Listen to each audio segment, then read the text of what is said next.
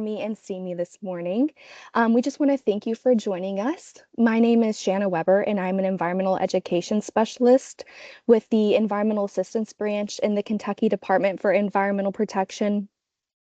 We're super glad that you were able to join us. I know, especially if you're here in Kentucky, it's a little cold and snowy, but hopefully we'll have a really good hour learning a little bit more about Kentucky's air emission surveys.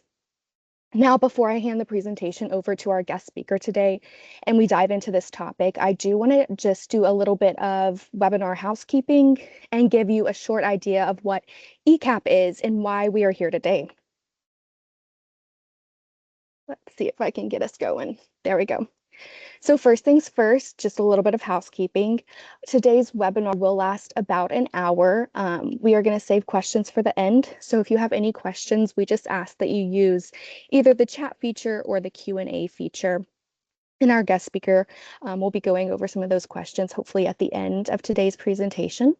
We do have everyone in listen only mode. So hopefully only you can hear me.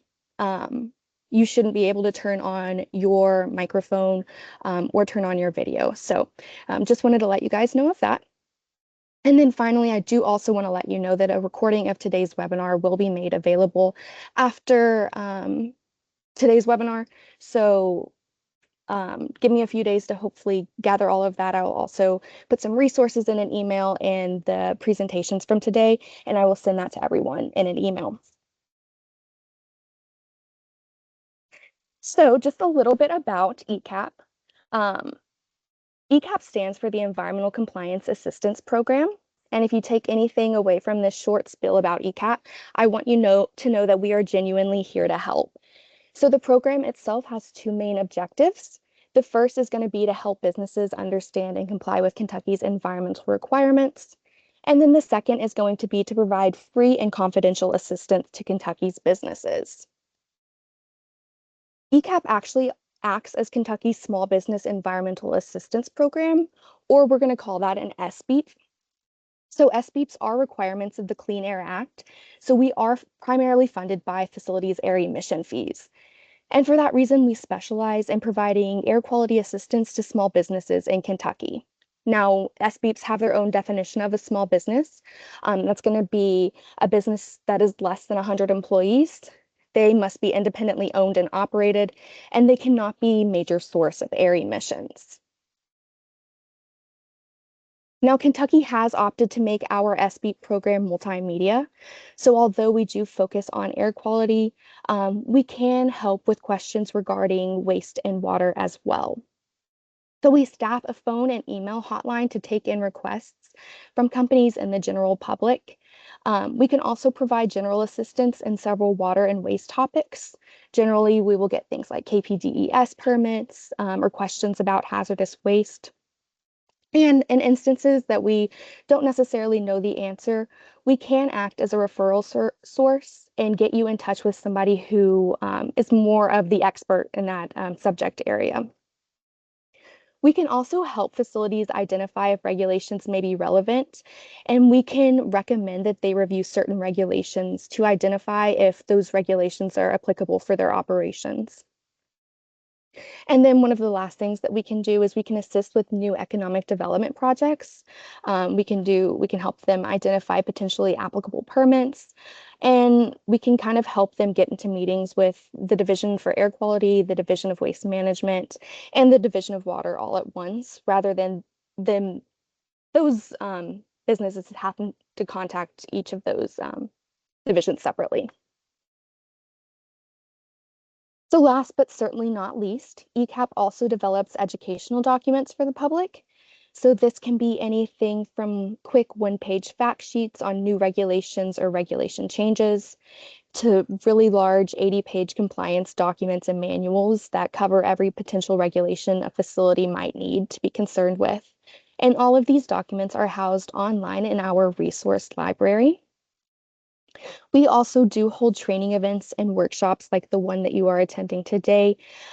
We have our ECAP Recap webinar series, which is our monthly webinar series. They're free to attend, and they essentially just cover random topics within the cabinet, things that you might be interested in or things that we get a lot of questions about. Along with that webinar series, we are also currently hosting our Air, Water, and Waste 101 series, which is an introductory level workshop regarding air, water, and waste regulations. Now, so far, I've talked a lot about what ECAP can do, but I do think it's important to note what we cannot do. ECAP does not issue NOVs. Even if issues are seen during site visits, ECAP cannot make any sort of regulatory determination or give requirements, but we do make recommendations to facilities. So our program itself has no regulatory authority. Like I said in the beginning, we really are here to help and we want to help. We also do not interfere with any inspector activity or anything covered in an inspection report. We have an enforcement discretion that I'm going to show on the next slide, and that will not supersede anything that has to do with inspector activity. And then finally, ECAP cannot act solely as a corrective action or a remedial measure following an inspection report or an NOV. We can assist facilities meet requirements, but we cannot be the remedial measure in itself. So here's that enforcement discretion that I was talking about before. I mentioned a few times our services are confidential and we do not report on potential violations outside of a few exceptions. The Department for Environmental Protection did create this enforcement discretion policy for our program. And the important part of this discretion is that facilities that work with us are given a reasonable opportunity to correct any violations before they are brought to the regulatory agencies. And finally, I just like to end my talk by giving and showing some accomplishments that our program likes to share. We have an average of 1,100 assistance requests per year, with 115 of those being detailed assistances. Those might be, those small business requests where we're helping specifically with air permit applications or required reporting and record keeping. 54% of our follow-up survey respondents are small businesses. We do have a 96% positive rating from respondents, with 94% saying that they would use ECAP again and recommend our programs to others. And then 87% of our clients make changes based on recommendations that we have given. With that being said, if you have any additional questions about ECAP or any of the services that we offer, feel free to reach out to our hotline. I'll have that number and email at the end of today's webinar. This number and email goes directly to ECAP staff members, and we would love to help you out with any questions that you have regarding air, water, or waste. And like I said, if we don't know the answer to those questions, we can direct you to somebody who does. So now I'm going to go ahead and turn the floor over to our guest speaker today, Samantha Hoffman. Samantha is an environmental scientist advisor with the Division for Air Quality. She has been in the cabinet for 6 years, and she has joined us today to talk a little bit more about Kentucky's air emission surveys. Samantha, the floor is yours. Thank you, Shanna. Hi, everyone, and good morning. I hope you guys are all staying safe and warm. It is very cold outside. And so today we are going to be going over Kentucky Air Emissions Survey 101 and other general EIS information. So emissions inventory section is a section within the Division for Air Quality, which is part of the Department of Environmental Protection and part of the Energy and Environmental Cabinet. So kind of the agenda for this webinar is that I'm going to go over what is Emissions Inventory System, EIS, and the Air Emissions Survey, how to register an account if you need to submit a survey, completing the survey from start to finish, from facilities filling it out to EIS reviewing it to us submitting it to the National Emissions Inventory, what we do when we're not reviewing the Air Emissions Survey, and then also current deadlines and any other information. So what is emissions inventory and the air emissions survey? Emissions inventory is a compilation of data based on the number of pollutants discharged into the atmosphere. These are used to establish emission trends and public awareness, and also helps us pinpoint reasons for current air quality issues. It also assists in us giving particular regulations to facilities. So the Air Emission Survey is an annual statewide survey where specific facilities, based on a criteria set by the state based on the Clean Air Act, are required to submit their production data of the previous year. So sometimes some people will submit it to us, the Kentucky state government, but typically, and then also if you're in Metro, you will submit it to Louisville Metro rather than to us. We collect this data because we're trying to ensure compliance with the facility's air quality permit and regulations. And then also we use it to assess the air emissions fee per 401 KAR 5038. Also, just regarding the survey, if you do not, as a facility, receive a notification from EIS to submit a survey, then you're not required to submit for the time being. And then additionally, just because you have submitted information to us via the air emission survey, it does not necessarily mean you will receive an invoice.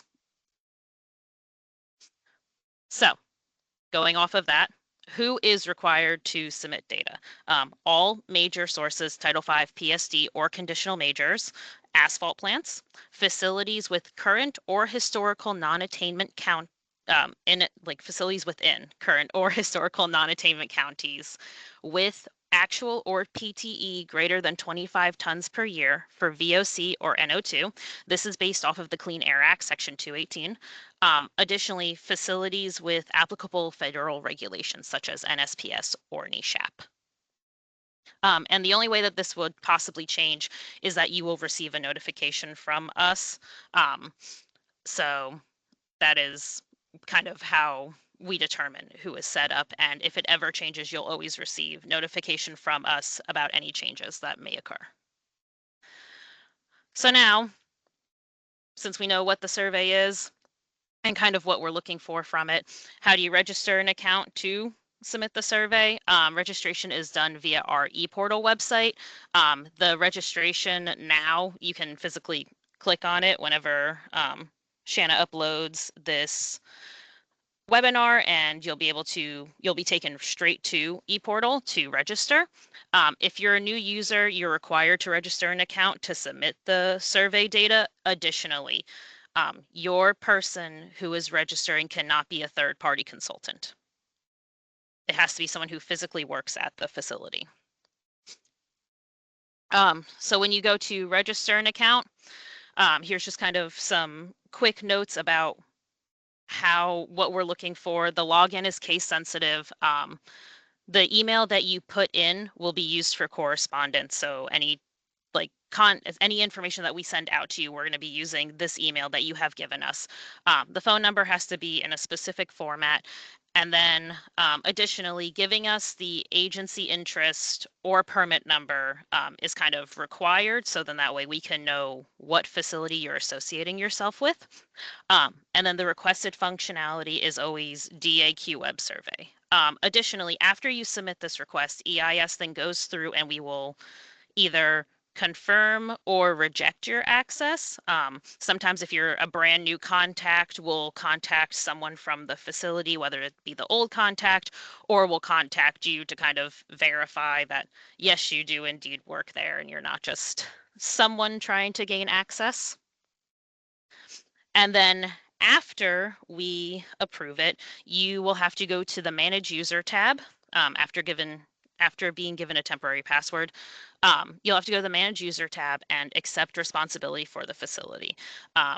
This is the only way that you can access the air emissions survey. After your account is approved, you have to accept this user responsibility. And basically, this agreement states that the user is an authorized agent employee for the facility and that the content submitted is the user's responsibility. Basically, what you're submitting is correct and accurate, and yes, you work for the facility. So now you have logged on and everything. So your page will not have all of these tabs. This is just what my page physically looks like. You'll only have the home, manage user, and then air emission survey tab. Um, and so when you're getting ready to submit the information, the first thing you'll need to do is choose your agency interest and your survey version. If you happen to need to submit for multiple AIs and you click down on the agency interest and an AI is missing, please email us. We just got a generalized email. It is DAQ emissions@ky.gov. That kind of goes to all of us and someone will be able to answer it. And then when it comes to choosing a survey version, it will always say survey version number 1. The only time that that number will ever change is if EIS specifically rejects your survey. And then from there will be a survey version 2 because you have to resubmit the data. So when it comes to completing it as well, so the very first tab after you retrieve your survey is it will open to technically the facility information tab. That tab just has the facility name, the facility address, the contact name, the contact information, and if any of that needs to be updated, that's the page where you will update that information. Then the next page you'll want to go through is the equipment operating SCC details. And the main thing that you're kind of putting in here is your annual throughput. That's the amount of product that was either produced or processed throughout the entire year from January 1st to December 31st. And we're asking you to submit it in the SCC unit description that is within the system because that is the SCC unit description that has been given to us from the facility. Also, if equipment was unused, please enter a 0. There's also a really great comments tab that we have. So an easy way to know what you can and cannot edit is that if it's kind of glowing that very pale yellow, if you're able to see it, that is information that you can indeed edit. The only tab that doesn't glow that color, but you can edit, is the comments section. The comment section is really, really helpful for us to where if you're reporting a really low annual throughput, you can write, oh, machine only, worked half of the year, essentially. It just kind of gives us a little heads up as to why, when we're looking at your throughput, something might seem off, something might seem a little bit different than a prior year. Additionally, if you happen to be putting in a 0 for the annual throughput, putting in a comment stating, equipment did not operate, equipment was sold, whatever happened to it to where you were unable to use it will give us additional justification as to why you are putting a 0 for that annual throughput. So from there, you'll go on to the pollutant and control. There's only 2 things that you can edit on this page, and it is the emission factor and the actual control efficiency. And when it comes to these, if these are changed at all, you can indeed put a comment. However, know that either you will have to send us or we will reach out asking for justification for these updates. It's similar to if you're doing a permit review and you're updating emission factors, you kind of have to show the data that shows why this emission factor is changing. And so on the survey, you have to do the same thing. We have to know, where's this emission factor coming from? How did you get this emission factor? Why is it changing? You kind of have to, prove it to us as to why it should change, along with control efficiencies. If those are changing at all, you'll also have to give us information regarding that. Even if you're removing the control efficiency, we need to know how it's happening and when it's happening and why it's happening. So then there's the last 3 tabs. So the equipment operating schedule, stack, and fugitive. The equipment operating schedule is just how your equipment is physically running. So if you ran your equipment throughout the entire year, it'll be 25% for the 4 quarters. But say you only run your equipment in the winter, then you'll have 100% for winter months and 0% for the other months. The usage of the equipment has to either equal 100% or 0%. It can't equal either one. It has to be basically just those 2. And then stack information, this is if you have a piece of equipment that has a stack associated with it. You can just kind of check over, make sure that we have all the information regarding that stack, you know, the height, flow rate, etc. And for fugitive as well, kind of just giving us the most up-to-date fugitive parameters. Fugitive parameters are also known as plume, vent, or virtual stack. Additionally, if there is a piece of equipment that is under stack or under fugitive and needs to be swapped to the other, so it's a stack, but it's actually supposed to be fugitive. You will have to email us about that, and we'll kind of have to look into it and see if it was a change on a permitting action that was made, or if it's a change post-permitting action, because then we'll have to review the change with our permit review branch. So then, after you fully complete all of those sections and everything, the next thing you'll want to do is to go to the DAQ survey home, the little red tab. This is just blank because I physically cannot choose anything, but it would, you know, have your agency interest and your survey version, and then there's multiple documents that are going to be available for you. We highly suggest that you open and download all of these documents because some of them may change over time. So for example, you know, the difference report, if we have to reject it and then you have to update values again, the values on the difference report will indeed change. So I'm just going to go through each report. The first report is the facility general report. This just shows facility information such as name, address, contact, air program codes, SICs, NAICS, facility-wide emissions, equipment pollutants, emissions data. It shows a lot of information. And it should reflect a combination of a recently issued air quality permit and the previous data submitted to the air emission survey. So that's the thing about the facility general report, is that's going to be all of the prior information because it's pulling the information that we currently have in our database, which can't be any of the new information because we haven't pushed it to our database yet. So it'll be all of the previous year's values. So for example, with submitting for this year in 2025, you will be submitting 2024 emission survey data. If you submit it and open this facility general report, it will show you 2023 data because we have not received 2024 data yet. And then the next one is the survey report. This will show the current submitted emission survey data. So it will show the data from 2024 that you have filled out throughout the different tabs. The next report is the validation report. This report is really important because if you open it and it is not blank, it means that you will not be able to submit the survey because there is an error.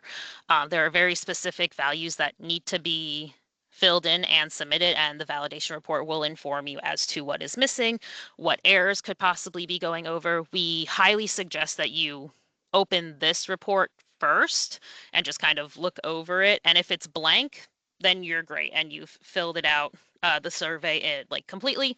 But if it is not blank, you'll have to review what is on it and make the changes that are necessary.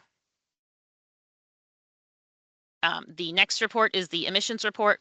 This report allows you to see the total actual emissions facility-wide and per equipment based on the current survey submitted values. So it would be the emissions for facility-wide based on what would be on the facility survey report. Actual emissions are always in tons per year. And then this document will always reflect the first submitted survey version. So if it comes down to where data had to be changed after submission and it had to be changed after we submitted the information to our database, whenever you go to open this report, it will have it won't have any of the updated information. So it's really important to know that you cannot use this report to kind of like justify any type of emissions values with us, especially if there have been changes made, because this report will not be accurate to updates. The next report is the emissions variance report. This allows you to see a comparison of facility-wide pollutants based on CAS number. and it's in a percentage. So if a really large percentage increase or decrease might indicate that there's an incorrect value. And I'm not talking like, oh, this increased by like 50%. It increased by like 5,000% essentially. You can kind of look at it and be like, oh, I might have put a decimal in the wrong place, or maybe I accidentally put an incorrect value in a different slot. It's just an extra way to check yourself before submitting. And then the last report is the difference report. This report allows you to see a comparison of annual throughputs plus comments and emission factor changes throughout the report. It will have one column where it physically states what the equipment is. It won't say the equipment name. It'll say equipment one and give the designation. And then the next column will be the prior year's values, which is the prior submitted data to us. And then the last column will be the submitted data. So that way you can just kind of take a quick little look yourself just to see how things have changed. And then after going through everything, making sure the validation report is blank, saving all these documents for yourself and for your facility, you can finalize and submit to DEP. So then it comes to us in the emissions inventory section, and we will go to our tab. We'll select the AI and the survey version, and then we will check for facility admin updates that happened, whether it's a facility name change or a facility contact change. And then we will also download and check multiple reports. But there's two main documents that we look at whenever we're reviewing, and that is the facility general and the difference report. And we review the submitted throughputs against the maximum expected capacity for the piece of equipment, and that's all based on the hourly usage and the amount of hours that the equipment runs per year. Additionally, we will review emission factors, operating schedule, and control changes. Again, if there is an emission factor or control change, we'll reach out for documentation to justify the values submitted. Additionally, if a throughput is greater than the maximum expected capacity, we will reach out to the facility to double check these values. Same if the throughput is greater or lesser by a lot of the prior value. So for example, if in 2023 this equipment operated, but in 2024 a 0 was submitted for it, we'll probably reach out, especially if there's no comment stating, oh, equipment dismantled, equipment did not operate, because we're just going to double check with you guys like, hey, did you mean to put a 0 here? We're the QA QC, and so we just want to make sure that everything that we're getting is very accurate. So then after we do our whole review of it, we will either accept or reject. So reasons that we would accept is that there's no notable changes to the throughput, everything looks good, there's no emission factor changes, there's no control changes, or there were some changes, but we contacted the facility, received data, reviewed the data, and guaranteed the throughputs and changes. And then we'll accept it, and you will get a notification when we have accepted the survey. Basically, what that means is that the information cannot be changed anymore by either us or you guys within ePortal itself. We can update it in our database, but if we are to do that, we will have to have additional documentation from said facility. Now, some reasons that we might reject is that there's multiple throughput issues. It's a facility that has over 200 pieces of equipment, and every single throughput's kind of out there and wild. Just to save ourselves time, we will reject it and explain, hey, we're rejecting this due to throughput issues. Please review and resubmit. Data doesn't match what was submitted. What I mean by that is that there was an emission factor change and the facility submitted us documentation. However, reviewing the documentation, it doesn't match what was submitted in the survey. If there's SCC changes, EIS is unable to make SCC changes for brand new units. And I don't mean like a new unit to the facility. I mean like the physical units. So for example, if you're wanting to report a piece of equipment in pounds, but currently we only have it to where you should be reporting it in tons, we're unable to make that change, and you will have to report it to us in the units that we are requesting. If that change needs to be made to a completely different type of unit, tons to pounds, gallons to tons, miles vehicle traveled to acres per year, you'll have to contact your permit writer for a permitting action to revise the emission calculation methods regarding that piece of equipment. Additionally, we will also reject if a facility requests it. Sometimes facilities will submit to us and then re-review their data and be like, oh, I think maybe I made some mistakes. Do you mind just rejecting it so then that way I can redo it?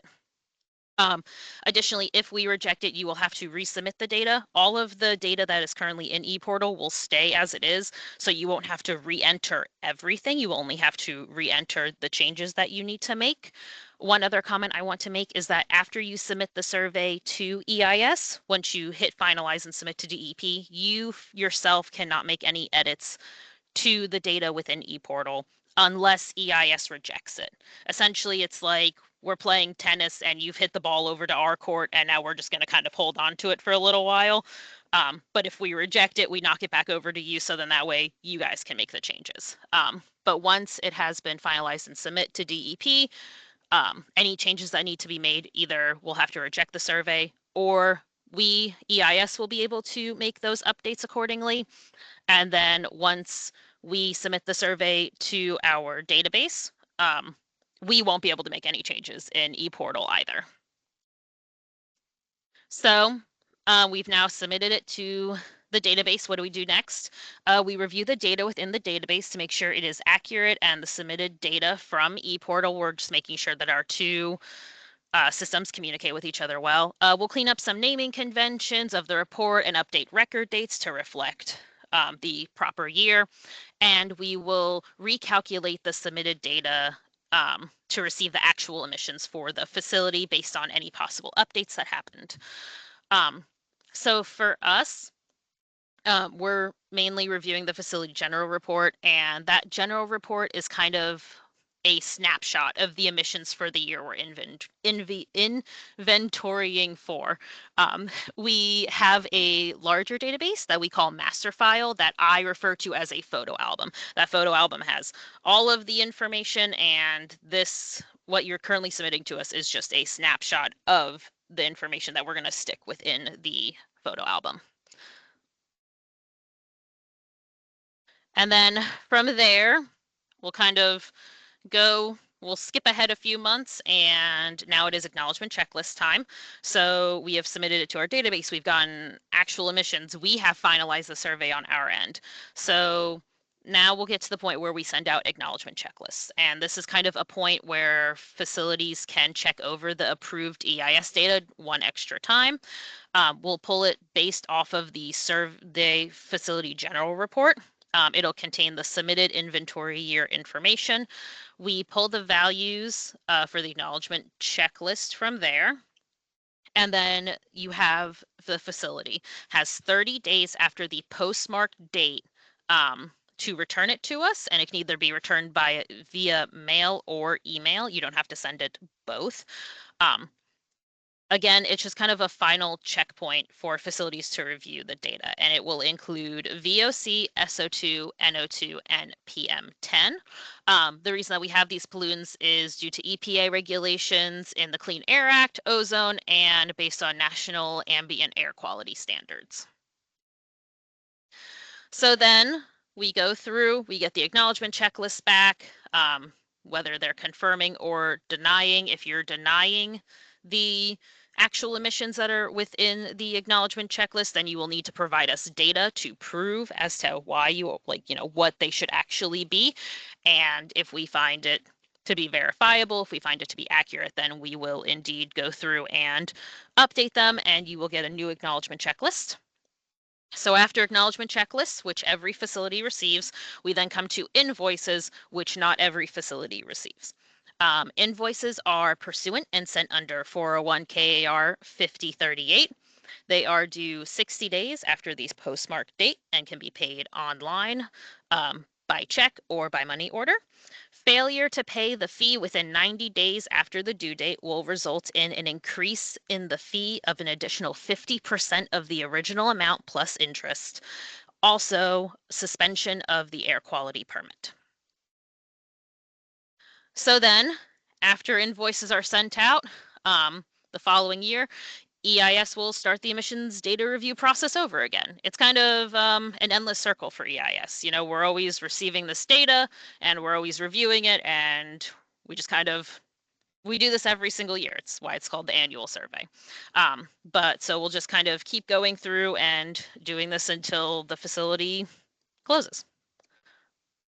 And then here's kind of a generalized timeline of the air emissions survey. So the notification letters of the survey process are sent out. Surveys are due 30 days after postmark notification. Then EIS reviews the submitted data. It takes us roughly 5 months. We survey at this point over 1,200 facilities, and there are 5 of us that review the data. So sometimes it can take a little bit of time. So we kind of give ourselves this 5-month time to review all of this data. Acknowledgement checklists are then sent out and are due 30 days after the postmark date. Then invoices are sent out after a public hearing and are due 60 days after postmark date. And then there's some time between invoices, and then all of a sudden the notification of letters of survey process go out again. So a generalized question that we get a lot is, like, why do I have to submit the air emissions data? I already filled out my semi-annual monitoring report. So they are not the same type of document and cannot be submitted in place of one another. So the air emissions survey, the point is to track emissions from facilities within the state to assist in compliance with regulations and permits. And the semi-annual monitoring report is required for audit, confirm, and ensure compliance with air regulations and permits. They're very similar, but however, they cannot be submitted in place of one another. If you're required to submit the monitoring reports, you need to submit those. And if you're required to submit the survey, you also need to submit that. Sometimes EIS will actually go through the monitoring reports if a facility references them, and will kind of look over those to determine if the data is matching based on the monitoring reports. And if they are not, then we will most likely reach out. So all of that is all done. Now, what do we do with the emissions data? After the acknowledgement checklists are received back, and after we typically send out invoices, we are required to submit the actual emissions data to the EPA. This is submitted through the National Emissions Inventory. We submit it every year. Based on the data that we receive from the facilities. It's a comprehensive and detailed estimate of air emissions of CAPs and HAPs from air emission sources in the entirety of the United States. We just submit for Kentucky. And then additionally, EPA compiles all of this data for public availability every 3 years. This year in 2025 should be a compilation year to where you will be able to review data from 2024, 2023, and 2022. So now, after all of the survey stuff is done, what do we do when we're not reviewing the air emission survey? Because it only takes up part of the entire year. It doesn't take up all 12 months. We are the QA/QC of the emissions calculations entries for all of the air permitted facilities within the database. Additionally, we will review emission calculations as they relate to air permitting actions, make sure the data within the database reflects the completed air permitting actions. We'll update portable plant relocations. If you have a portable plant and you are moving it, please submit a DEP form via the eForms website. We will also update facility information as the facilities exchange hands or as new air permit contacts are hired and such. Additionally, we also create new facilities within our system. So if someone has submitted a construction permit, we will go in and put that facility within our database. So then that way we have a place to put all of these documents associated to the facility. And we will close out non-operational ones when we receive the notification that, excuse me, our facility has closed.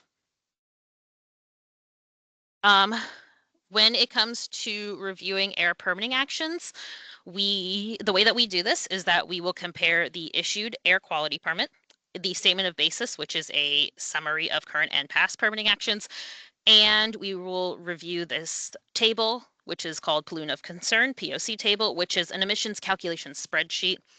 Please note that EIS is not a permit writer or reviewer. We are the QA/QC of emission calculations entries. And so we physically do not write the air quality permits, we just review them. So that way that we know that they are accurate within our system. The POC table also includes all of the information necessary to determine the correct source classification and input of units into EIS.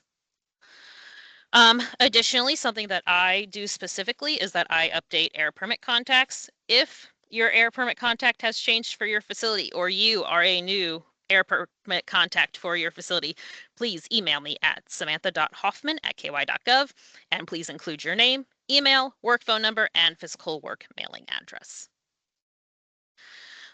So now currently with deadlines and other informations, the only deadline that we have for EIS is that the invoices for the 2023 air emissions survey are due on February 28th, 2025. Again, payable by money order, check, or you can pay online. Right now, the 2024 air emissions survey is to be determined. All information and updates regarding KYEIS can be found on our website, and if you click on the little plant and cloud in the corner, you will be taken to the KYEIS website. Is where we keep all of our updates. It's where we keep all of our information. It's where you can find my contact information, others' contact information. You can find out information regarding the air emissions fee. You can find out information regarding how to fill out the survey. And then as I was saying, here's some other information on our website, step-by-step guides to completing the air emissions survey, an FAQ regarding the survey, information on air emissions fees, how to pay, air permit contact, email, general email address, and then also all of our emails and phone numbers.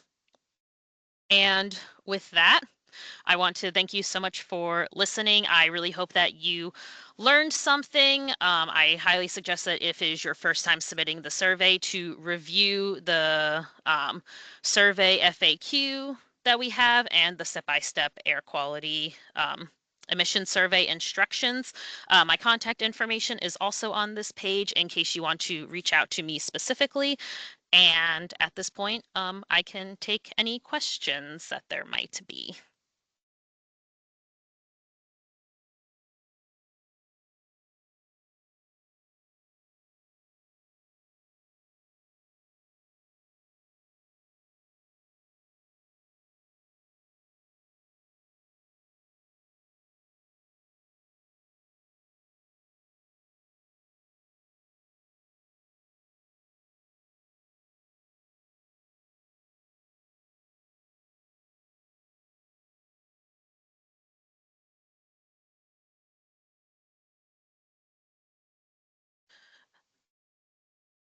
So the FAQ, you will use our emissions inventory website. Um, I do I do not know the link for that, but the if whenever this is shared, I will also have Shanna share our website link.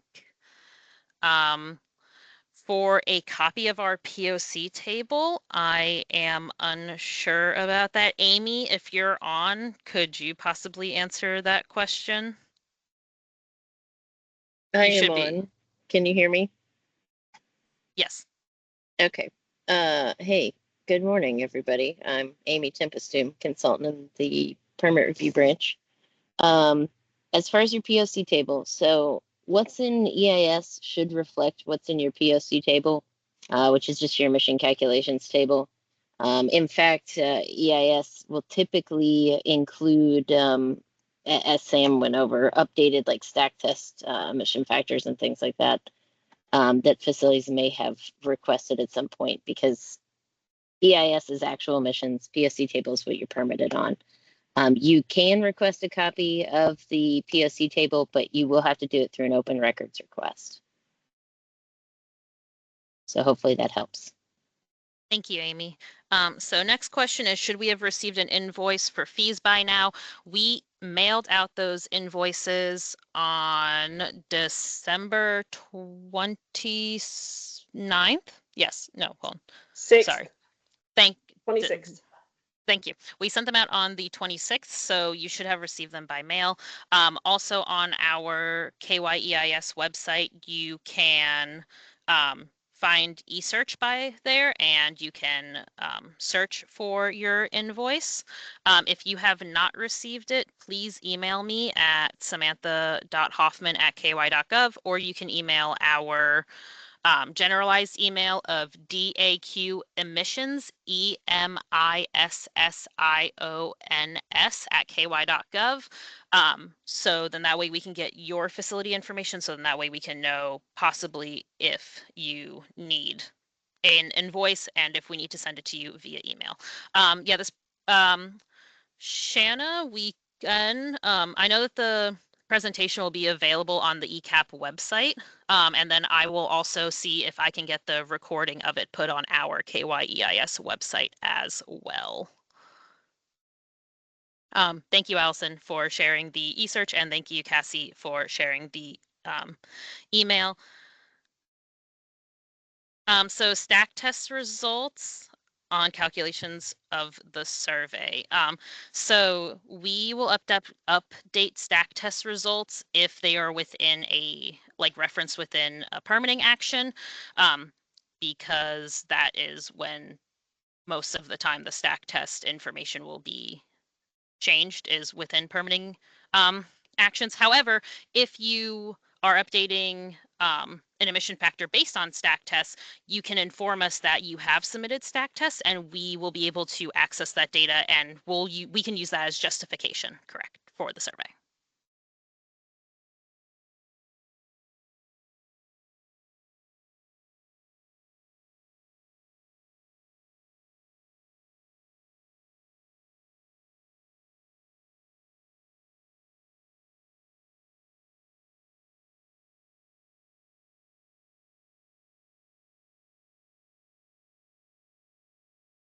And if you can't think of any questions right now, that's perfectly fine. You can indeed email me, or you can email that DAQ email with any questions that you might have in the future, and either myself or someone else within EIS will get back to you on that.